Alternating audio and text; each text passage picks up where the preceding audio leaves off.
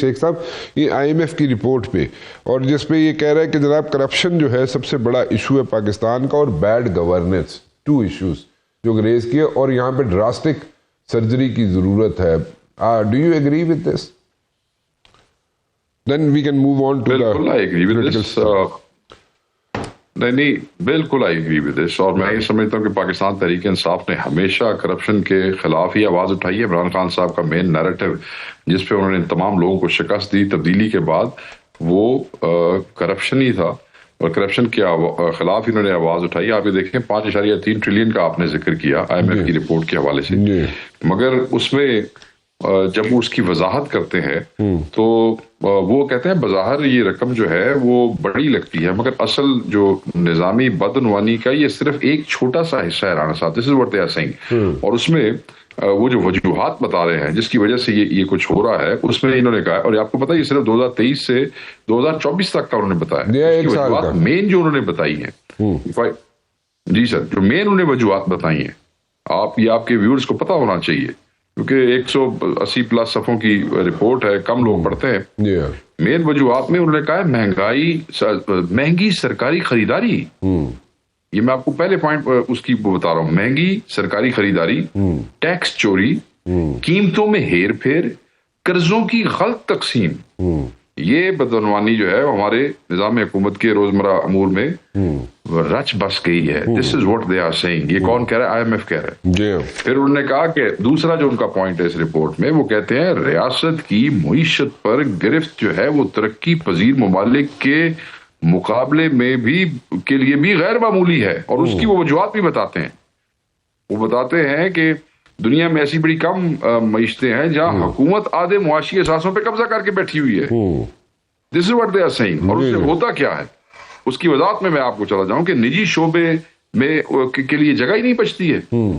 اس میں بھاری مالیاتی اس کے خطرات ہوتے ہیں، فیصلوں میں سیاسی مداخلت ہوتی ہے. That's what they are seeing. ہم تو اس کو کہہ ہی رہے ہیں، یہ IMF کہہ رہا ہے. نوازشات اور سفارش کے نظام کا پھیلاؤ ہے.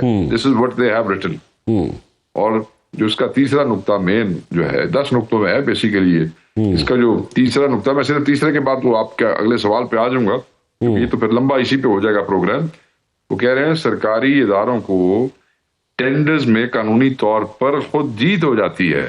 وہ کہتے ہیں یہ وضاحت ہے کہ یہ سب سے بڑی خرابی ہے اس سارے کے نظام میں کہ جہاں مسابقتی ٹینڈر تباہ ہو جاتے ہیں، جہاں حکومتی ادارے آ جاتے ہیں کسی بھی یہ رپورٹ کہتی ہے مقابلے پہ کمپٹیشن میں کسی ٹینڈر کسی ٹھیکے کے لیے تو ٹھیکہ نہ لگ جاتا ہے، کہانی ختم ہو جاتی ہے. ٹیکس دہندگان کے جو اخراجات ہیں بڑھتے جا رہے ہیں، قیمتیں اور رینٹ جو ہے وہ اسکائی ہائی ہو گئی ہیں. تو یہ اس طرح میرے خیال میں یہ رپورٹ جو ہے یہ تو مطلب ہے اس رپورٹ نے تو ان کو تباہ کر دیا ہے. انہوں نے جو ڈرامے بنائے ہوئے تھے، جس طرح یہ حکومت اپنے آپ کو مارکیٹ کر رہی تھی، جس طریقے سے ٹک ٹاکس کے اوپر اور ٹی وی کے اوپر پیکیجز بن رہے ہیں، مارکیٹنگ کمپنیوں کو نوازا جا رہا ہے. ٹھیک ہے جی، بدصورتی نو لگاؤ تو خوبصورتی دکھاؤ. ٹھیک ہے، انہوں نے تو ان کو بالکل ننگا دھڑنگا کر دیا ہے، ساری قوم کے سامنے نہیں، ساری دنیا کے سامنے. ان کے تو پلے کچھ نہیں چھوڑا اس رپورٹ میں. ٹھیک، بالکل ٹھیک ہے. They did not have any moral authority to rule this country as a government because ان کا جو مینڈیٹ تھا وہ اسٹولن تھا. بٹ ناؤ اب انٹرنیشنل دنیا کے سامنے تو ان کی ایڈمنسٹریشن گورننس کی بنیاد کے اوپر بھی جو 1 سال میں انہوں نے کیا ہے they are not left with any authority actually. شیخ صاحب میں ایک بریک کی طرف جانا ہے مجھے. بریک سے واپس میں ذرا پولیٹیکل سائڈ کو بھی تھوڑا سا ٹچ کرنا چاہوں گا اور دوسرا میں یہ جاننا چاہوں گا آپ سے کہ اس وقت ایک جو سمجھ آ رہی ہے ایک پورا بہت بڑا سرجیکل آپریشن ہونا چاہیے پاکستان کو آگے لے کے چلنے کے لیے، وے فارورڈ کے لیے. اب وہ سرجیکل آپریشن کون کرے گا؟ کیونکہ اس وقت جو سچویشن ہے اس میں تو یہ ہوتا ہوا نظر نہیں آتا. تو اس کو کیا وہ لوگ آ کے کریں گے جو کہ واقعی دے مین بزنس اور جو آج تک اس کو سیریسلی لے کے چلتے رہے ہیں ملک کو، وہی لوگ کریں گے، یا how will it happen in the days to come؟ ایک چھوٹی سی بریک لے لوں، واپس آتا ہوں. شیخ وقاص اکرم صاحب میرے ساتھ موجود ہے. جی شیخ صاحب، اس میں تو بہت زیادہ ریفارمز کی ضرورت ہے پاکستان کے آگے لے کے چلنے کے لیے. تو یہ ساری ریفارمز کیونکہ اب یہاں پہ تھوڑی سی چینجز آتی ہیں تو رولا پایا جاتا ہے. تو یہ ریفارمز جو ہے یہ کون کرے گا؟ کیسے کی جائیں، کیونکہ یہاں پہ اور موجودہ جو حالات ہیں اس میں کیا یہ ہو سکتی ہیں ساری چیزیں جو جس کی طرف نشاندہی جن کی کر رہا ہے آئی ایم ایف کے جناب، اس big time reforms are needed?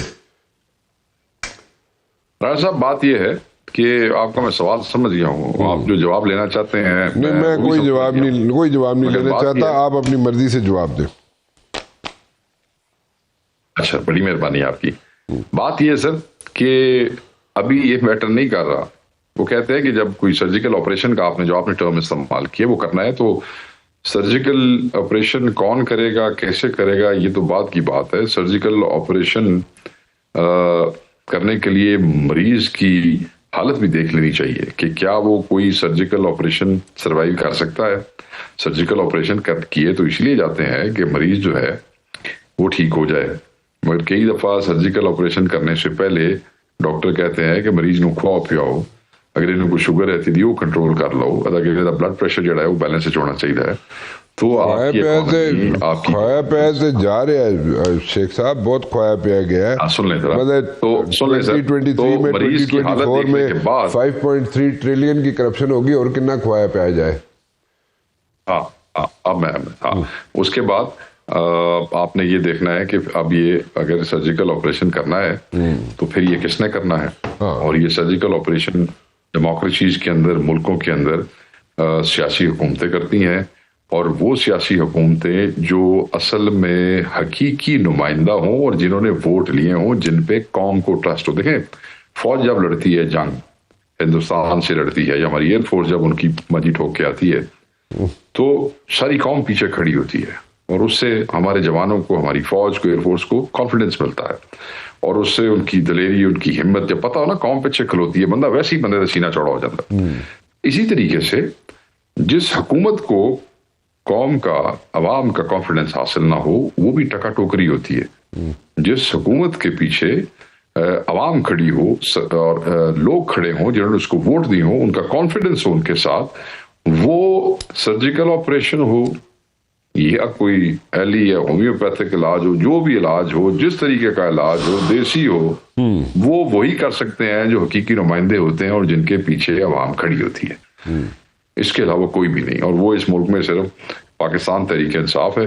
اسی لیے ہم کہتے ہیں عمران خان صاحب کو جیل سے نکالا جائے اور دوبارہ الیکشن کرائیں، فیئر اینڈ فری ہوں، کوئی بیچ میں مداخلت نہ ہو، تو وہ پنجابی کہتے ہیں پھلے پھلے تھے مائیاں حقیقی نمائندے واپس آ جان گے اور وہ پھر ملک کو ٹھیک کرنا چاہیے، یہ سارا فرض ہے۔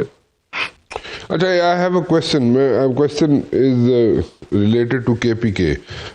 KPK کے اندر چینج آتی ہے، گنڈا پور چلے جاتے ہیں۔ گنڈا پور جو مجھے سمجھ آتی ہے کسی زمانے میں ایک بڑی کوشش کر رہے تھے کہ آپ کے لیڈر جو ہیں وہ رہا ہو جائیں، اور وہ ان کا ایک کمفرٹ لیول بھی تھا دونوں سائڈ آف دا فینس پہ، عمران خان کے ساتھ بھی تھا اور دوسری سائڈ پہ تھا، لیکن آپ کی اندرونی پارٹی کے اندر کی سازشوں کی وجہ سے وہ جناب فارغ ہو گئے۔ اب یہ موجودہ جو ہے chief minister, do you think کہ آپ کے پارٹی کے آبجیکٹیوز کی صرف میں بات کر رہا ہوں، جس پارٹی آبجیکٹیوز جو ہیں آپ کے، جو مین آبجیکٹیو تو آپ کا یہی ہے نا کہ آپ کے لیڈر رہا ہو جائے، اس کو اچیو کر سکیں گے؟ بالکل، he has the confidence of people of his province. He has the confidence of his leader Imran Khan, and rest is his own abilities. اور اس کو خان صاحب نے چنا ہے، and he is a young man, first timer cabinet میں، assembly میں، اور اب chief minister. Allah has been very kind to him کہ اس کو یہ رسپانسبلٹی ملی ہے کہ وہ اتنے ینگ ایج میں ایک صوبے کو لیڈ کرے گا، اپنے قائد کی رہائی کے حوالے سے بھی اور صوبے کی گورننس کے بھی حوالے سے۔ یس، Pakistan Tehreek Insaf has full confidence that جو توقعات خان صاحب سے اس کو ہیں وہ سے پورا اترے گا۔